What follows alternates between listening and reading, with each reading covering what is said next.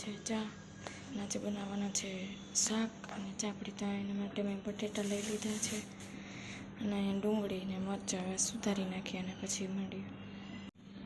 હા, બીજું પણ આપણે વેજીટેબલ નાખી શકીએ, પણ મેં અત્યારે ડુંગળી અને બટેટા 2 જ વસ્તુ લીધી છે. તો અહીંયા બટેટા સુધારી લીધા છે, ડુંગળી, મરચાં અને આદુ. હવે આમાં નાખી દીધું છે તેલ ને હવે બધા મસાલા નાખી દેશી. એમાં નાખવા લાલ મરચાં, તજ, બાદિયા અને તમાલપત્ર લઈ લીધા છે. હવે આમાં નાખી દઈશું.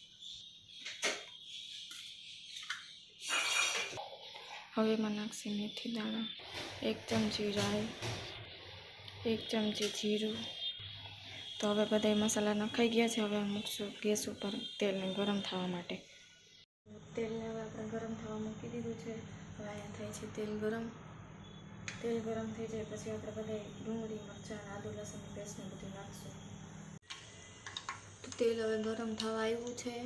હવે એમાં નાખશું આપણે હિંગ 1 ચમચી.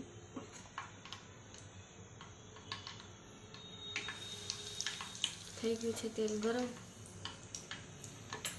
હવે એમાં નાખશું ડુંગળી ને મરચાં.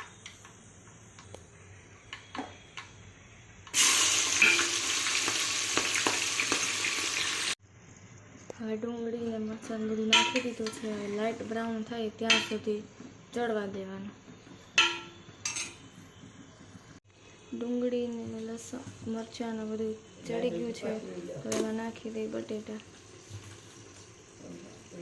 હવે એમાં નાખી દઈ લસણ.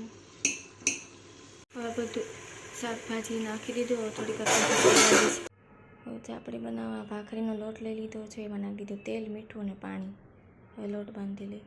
હવે આ બધા શાકભાજી ચડી ગયા છે. હવે એમાં કરી લેશી મસાલો. હવે એમાં નાખશી પહેલાં હળદર,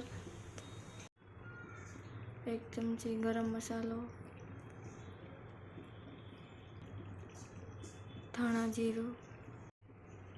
એમાં નાખશી 3-4 ચમચી લાલ મસાલો. હવે બધું નખાઈ ગયું છે મસાલાને બધું. હવે થોડીક વાર ચડવા દેશે ને હવે નાખી દેશે મીઠું.